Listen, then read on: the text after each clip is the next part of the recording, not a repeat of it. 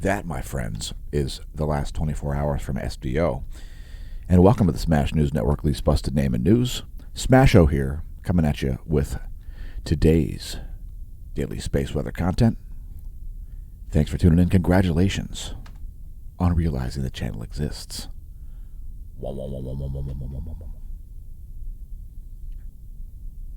That's some composite imagery from SDO there. That's ionized carbon plus iron. That's the 1600 is the ionized carbon, and the 131 angstroms is one of the many species of ionized iron, followed by SDO. Here's the SDO intensity gram. Series of rather large sunspot groups there in the north. A complex setting group there in the southwest. All the sunspots are going to be in the northern hemisphere here in just a few hours. SDO magnetogram looking like this.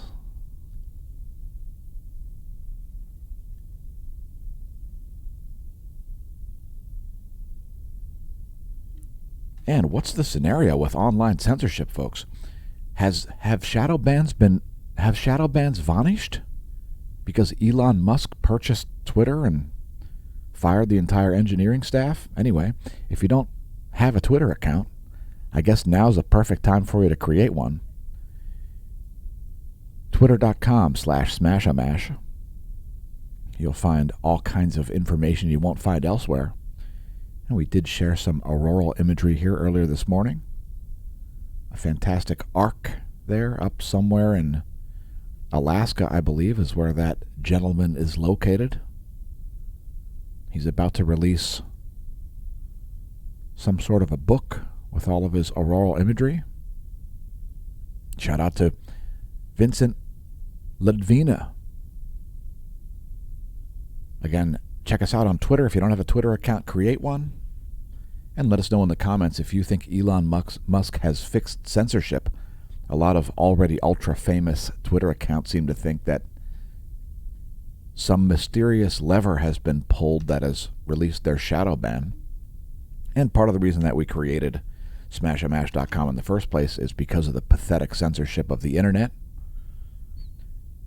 As big tech attempts to destroy the internet, but instead destroys itself as their share prices plummet, and they peddle a bunch of 20-year outdated software. So Facebook actually inspired us to create smashamash.com, which we did in 2019, and welcome to the Neo-Renaissance. Visit our links. You'll find many of them there on the homepage. One of them is the link to SureMed. If you want to improve your health, so does the American Better Health Organization. It's a non-profit organization, not insurance, although it does allow you to purchase group insurance. You can save a massive amount just on your pharmacy items, as well as by using Doctors by Phone, the teledoc service. It's fantastic. Links below the video and on the homepage at smashamash.com. If you want to support the channel via subscription services, consider becoming a member of the Smash Team at smashamash.com/Smash Team. Again, links to that below the video as well. Check it out. Thanks to our Gold and Silver Smash Team members, they get some exclusive content, some shares, and other content nobody else gets to see. smashamash.com/Smash Team. We created our own subscription services site to replace Patreon, although we still are on Patreon as well. Another link you'll find on the homepage is the link to our latest affiliate/sponsor. Let's try that again. Our latest affiliate/sponsor, Hemp Lucid. Check out the Delta 8 gummy cubes and maybe test those. Maybe don't operate machinery while maybe don't go for a drive after consuming the Delta 8 gummy cubes, at least until you find out how they affect you. Please enjoy responsibly. Most popular items there. The most popular is the water-soluble CBD tincture. Again, links below the video, as well as on the homepage there to our Hemp Lucid shop. And we'll have to do a review of the effects of those Delta 8 gummy cubes coming soon. Another link you'll find is to the merch. You'll find the Smash-O merch link on the homepage and so on. And I'm, of course, wearing today's featured product, Mensa, Make Earth Not Suck Again. It's a message of personal integrity and responsibility. Make Earth not suck again. It's up to you, not giant bureaucracies that can't get out of their own way. So if you've never seen it before, check out the merch shop. Visit our links. Thanks to everybody who has picked up merch. We've got some additional surprises, perhaps. Here's the featured product. And all of the 55 different items that you can get with that design. Thanks to everybody who's picked up merch over the many years. Give Smash staff a raise, as we're paid just this side of nothing to put the content on YouTube. Of course, she's a partner in the operation. Maybe pick up a set of leggings with the Mensa logo. Mensa, make Earth not suck again. It's up to you, not bureaucracies that are unable to do their own jobs or achieve any accountability. Just kidding, folks. Accountability always comes. Press like, press subscribe if you enjoy the content on YouTube. Thanks to everybody who has realized that the channel exists, despite the pathetic, putrid, and disgusting censorship on big tech platforms. You'll find playlists that contain information not related to space weather and meteorology. I guess you're not supposed to do that, but guess what? We're going to do whatever we want. So check the playlist, press like, press subscribe. There are product reviews. There are music videos. There are shout-outs, interviews with people, Diamond Anvil, Too Hard to Smash, and lots more. And let's get back to the current state of affairs.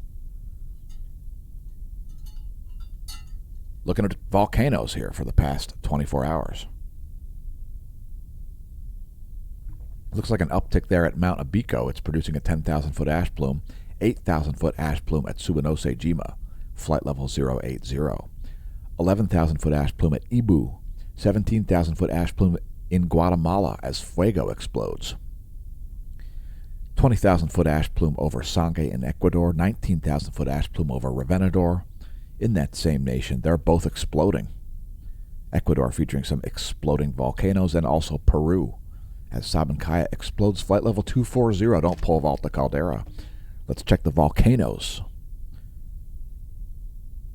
That's not volcanoes. Let's check the earthquakes now that we've checked volcanoes. Yeah, that's what I meant to say. There's the past 90 days of seismicity. And it's been pretty calm here over the past 24 hours. The largest quake was only a 5.4. Most of the earthquake activity there south of the equator. And there's the largest quake. It came in at 1724 yesterday, Universal Time, at Tonga.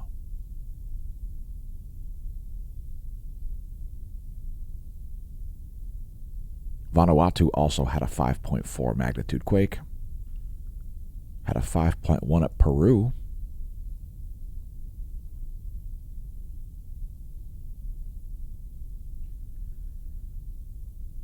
Again, things pretty calm here, seismically speaking. Just keep in mind that any earthquake can be a foreshock to a larger quake. And let's move back to the realm of space. And thanks for leaving a comment. Life Force Rejuvenation. That is 131 plus 1,600 angstroms.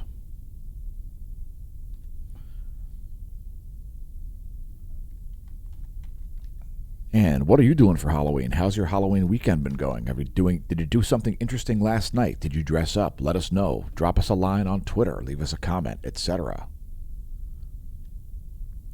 We're always interested in hearing what our viewers are up to.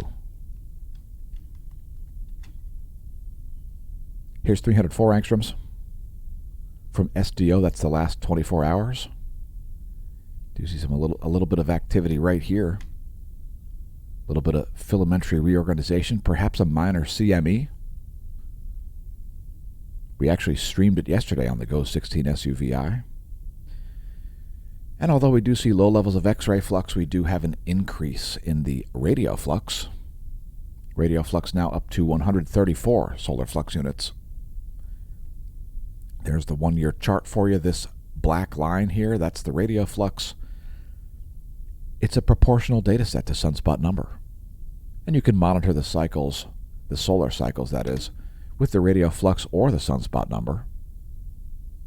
There you can see how proportional they are. There's a sunspot number. There's a radio flux. They are directly proportional. So this is a Space Weather Enthusiast dashboard, by the way, if you're wondering. We usually only show it to show the NOAA alerts.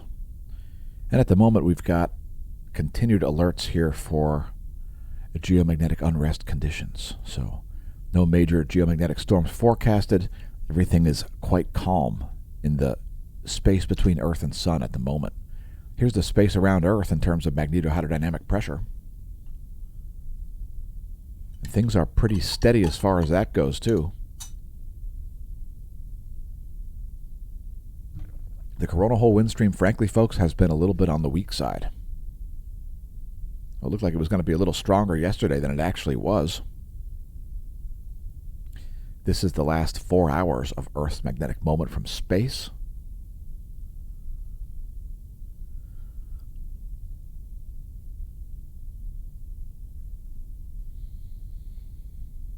And let's take a look at Earth's magnetic moment from the ground. That is also the space weather modeling framework. However, this is the ground magnetic perturbations map.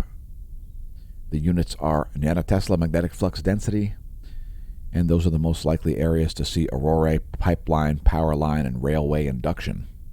Yes, induced electricity because of weather from space. KP index is only at a 2, 2.33, but basically we'll round that to a KP2, planetary K index at 2. That's a measurement of global geomagnetism. And let's take a look at the real-time solar wind here. A little bit uneventful over the past 24 hours. Current solar wind speed has actually dropped since we did yesterday's video. Now down to about 522 kilometers per second, still elevated there. Solar wind density just under 10 protons per cubic centimeter. Ghost magnetometers continuing to show some sawtooth readings there, as you would expect during a coronal hole wind stream, especially if you're a regular viewer of the channel. And let's take a look at some more magnetic data. Are you familiar with the heliospheric current sheet? The plasma that comes out of the sun is polar. It's oriented magnetically to one pole or the other. Those charged particles.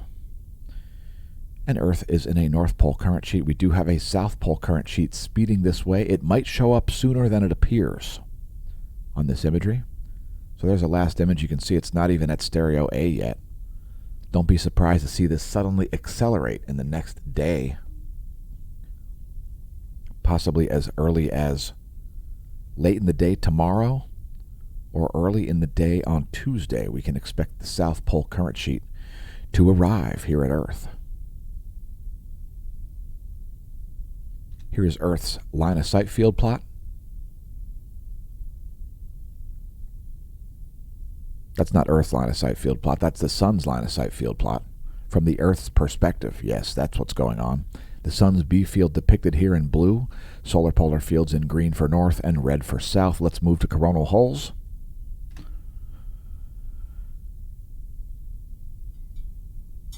And all the ones that are facing the Earth are North Pole oriented. In fact,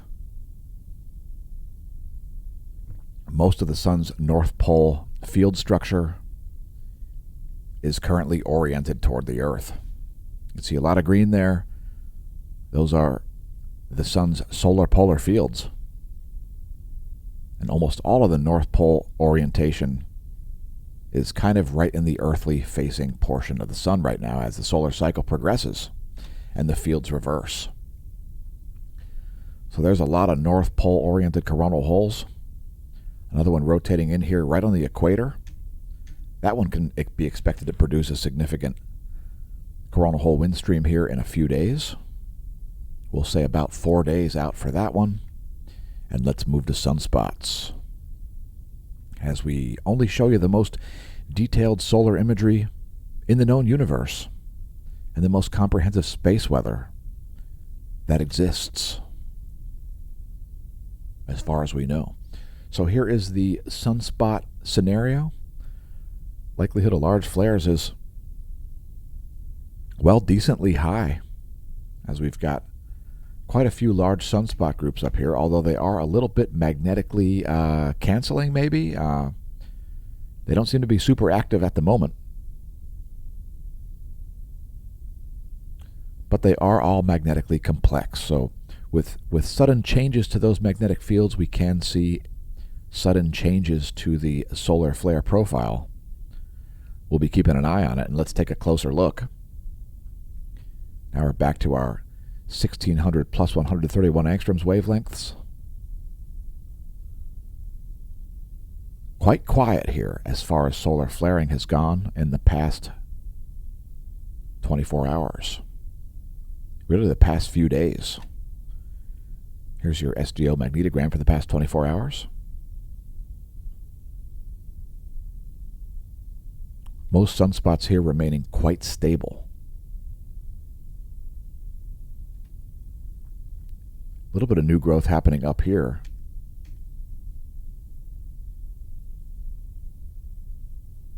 Let's go back to the magnetic field view.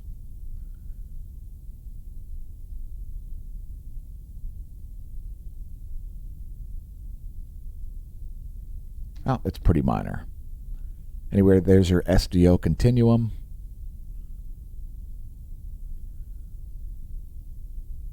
And let's talk about energetic particles and flares. No energetic particles, proton flux remaining flatlined here. X-ray profile here slowly rising, but no significant flares over the past 24 hours. Just a tiny C-class intensification there. Here's 94 angstroms. One of the optimal wavelengths through which to view solar flares.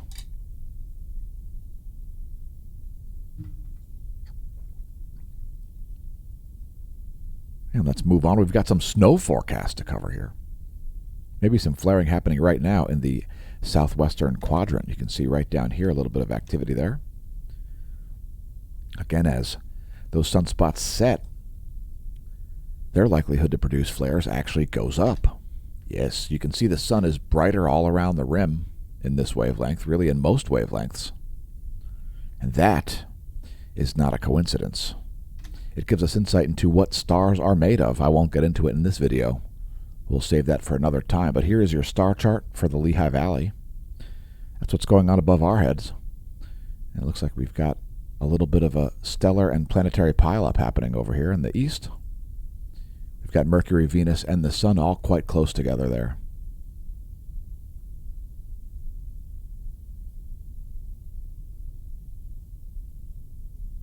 I'm clicking it. So there's Mercury rising just ahead of the Sun, and then Venus rising just behind the Sun. Mars slowly setting there in the western sky. Here's your solar system forecast. Let's advance this 1 week. Here's where things will be in a week. We will have a gibbous waxing moon on the 6th. And here's some coronagraph imagery from yesterday. Looks like that sun-diving comet disintegrated.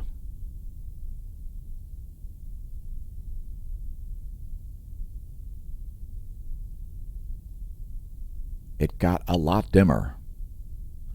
So I think that comet is no more. It's become part of the solar wind, folks. Here's today's coronagraphs. 16 frames from George Mason University. And let's take a look at stereo A and the Soho Lasco C3. And Mercury showing up there on the stereo A coronagraph. Let's play that all the way through.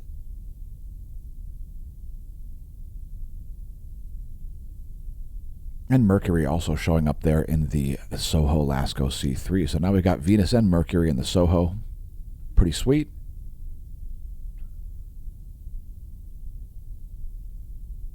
No significant CMEs to cover here.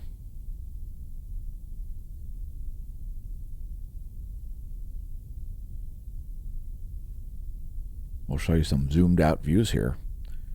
Should have some more imagery of that comet. You can see that comet right here in the southern portion of your coronagraph. Right down here. And let's zoom out to the Soho LASCO C3. That's the last 24 hours from SDO 304 angstroms plus Soho LASCO C2 and C3. Next, looking at filaments, and we got a lot of them. So the likelihood of coronal mass ejections here in the earthly vicinity is quite high. You see a lot of dark absorption features all around here on the Earth-facing portion of the solar disk. Likelihood of coronal mass ejections in the earthly zone, I'll say 90%. Here's the Go16 SUVI for the past about 2.5 hours. That's what we usually stream on the Twitch channel, twitch.tv/SmashoMash, by the way. If you haven't seen it before, twitch.tv/SmashoMash. It's a fantastic live streaming platform. It's quite functional. The mobile app will actually alert you when we go live. And we do stream on the regs on the Twitch channel.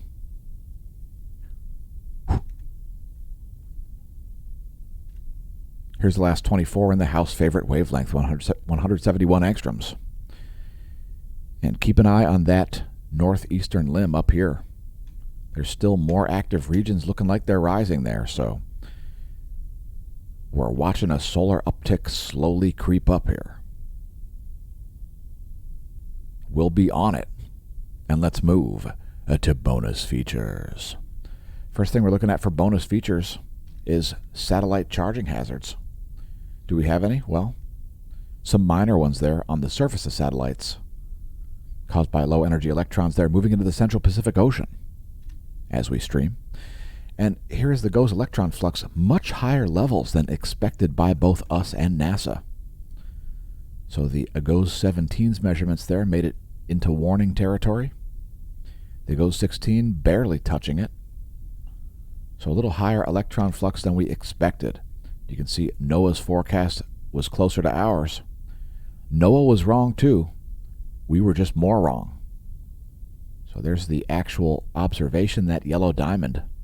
I was way off with that electron forecast. Next, the relativistic electrons by Solon.info over the past year. That's the 1 year graph to put all of that in context. We're right in the meaty part of the range there. Nothing too exciting to talk about. Next, the F layer of the ionosphere. We show it daily. It's the vibrational frequency of the bridge between Earth and space. Space, a frontier. These are the voyages of the ionosphere's vibrational frequency in megahertz, millions of vibrations per second. Our continuing mission to show facts and not cite any nonsense or propaganda on the channel. We show the ionosphere on the regs. Each day, you get a little bit of insight into what's going on up there at about 300 kilometers of altitude. Let's pause it on the latest image and take a look at the anomalygram. There is the anomaly in megahertz from the 30-day median, and we're seeing mostly low-frequency anomalies at the moment.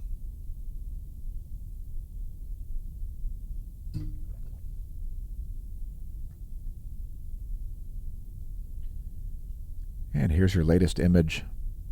It is 11:45 Universal Time, coming at you a little bit later than normal on today's Daily Space Weather video. Next, looking at the total electron content forecast, and we're seeing continued huge GPS errors over North America. So usually we see a little more organized Van Allen belts here when we see high levels of electron flux. But this time we're seeing a little bit of disorganized electrons out of place there over North America, giving us a little bit of insight into Earth's magnetic fields. Remember, folks, electrons are about 1/1800th the mass of a proton.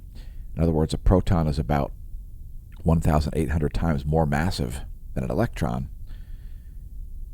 Because the point is electrons, they orient more easily to magnetic fields. That's part of the reason why we show the total electron content forecast. It also shows you the most likely places to see GPS errors. And you can expect significant ones here over North America to continue here, despite this coronal hole high-speed stream. As winter approaches. So there's a diagram. Excuse Excuse me. There's a diagram of Earth's Van Allen belts, distances to satellites in miles, and so on. Let's continue on to show the latest intensitygram and latest colorized magnetogram. We show the refresh, so you know that the view is fresh, and no new sunspots here. So the activity is going to be in the northern hemisphere. There's a sunspot there. That is beta gamma class, barely. And here's the rock back.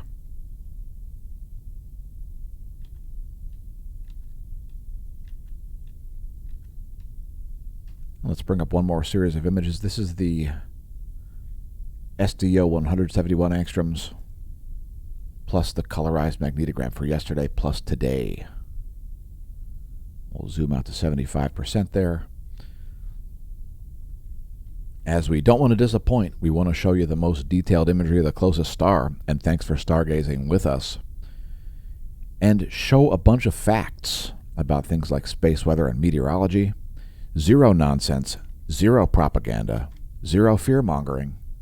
And remember, folks, the line between misrepresentation and fraud is simply intent. If you intentionally misrepresent material facts, you're committing fraud. It's disinformation as opposed to misinformation. Now, we do have a pentagonal temperature structure here of low-pressure systems around the southern hemisphere. So, just so you know, it could be the work of Satan. Actually, that's the Wiccan symbol. But if you just turn that thing upside down, which, you know, of course, since the Earth is croissant-shaped, it has to be interpolated into this map, but you know, it's a pentagonal temperature structure around the Earth's southern pole. So that's like a rectal thermometer there. And here's the oral thermometer. Pretty cold around the northern hemisphere. It's also quite cold around western South America. Check it out. It's spring down there.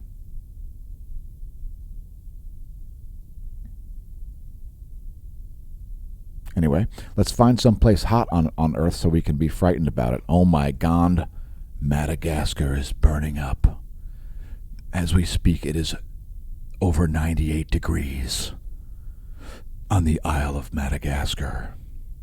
Soon all lakes and rivers will dry up.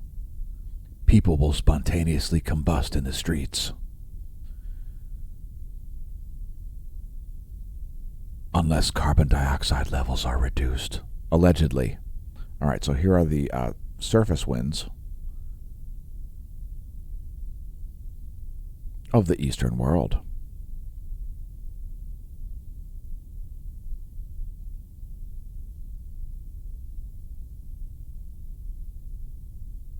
Jet streams of the eastern world are looking like this.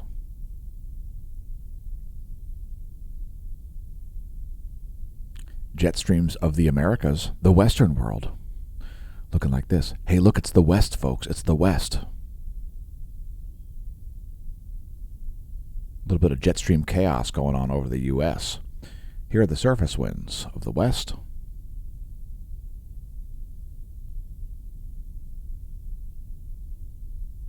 Surface winds of the central world. And jet streams looking like this. Let's blast through some more info. We don't want the video to be too long. As the sun rises over the Americas, there's your visible satellite from the NASA GOES Interactive Weather Satellite Suite.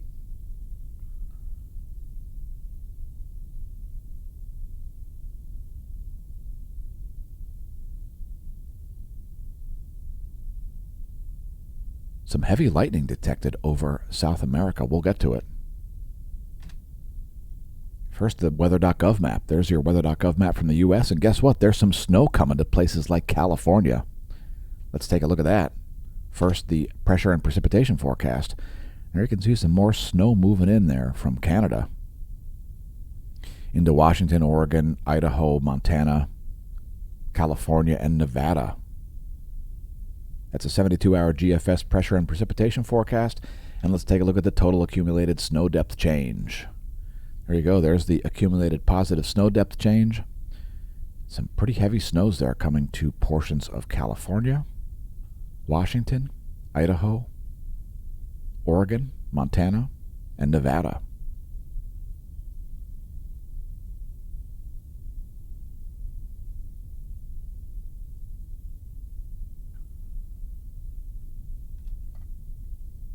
Let's look at the Euro forecast. Since we looked at the GFS forecast, here's the 3-day forecast for snow depth based on the European model.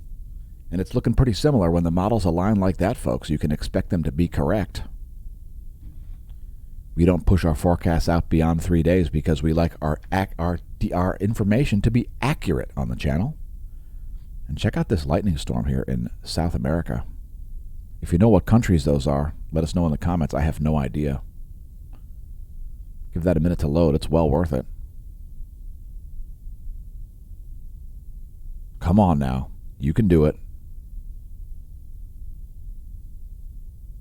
Please load. There we go. Some heavy lightning there.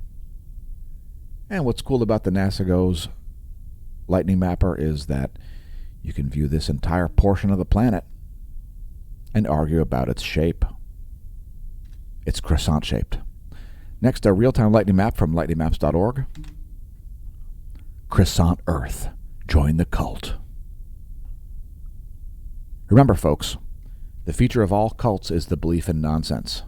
So, it should have a living leader. It should have people believing in nonsense. There should be some kind of monetary grifting involved.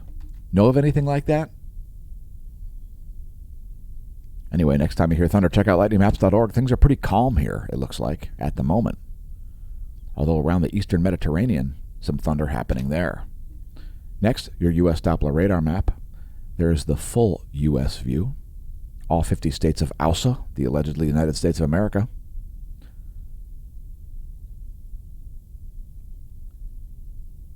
And there is the lower 48 Doppler radar map.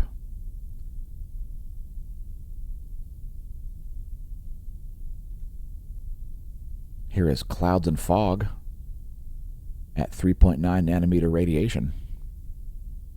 Yes, clouds and fog, they emit radiation, folks.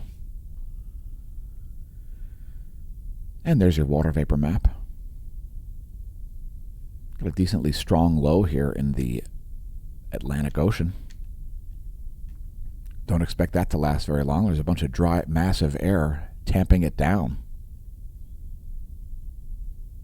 So a pretty powerful low here over Missouri at the moment. You can see that counterclockwise rotation, the signature of Northern Hemisphere low pressure systems. We've got a bunch of dry, massive air right to the south of it, though. And it's going to keep it moving to the northeast, it looks like. As some moisture moves in from Canada, here's your recap. The U.S. Doppler radar. The shortwave radiation satellite.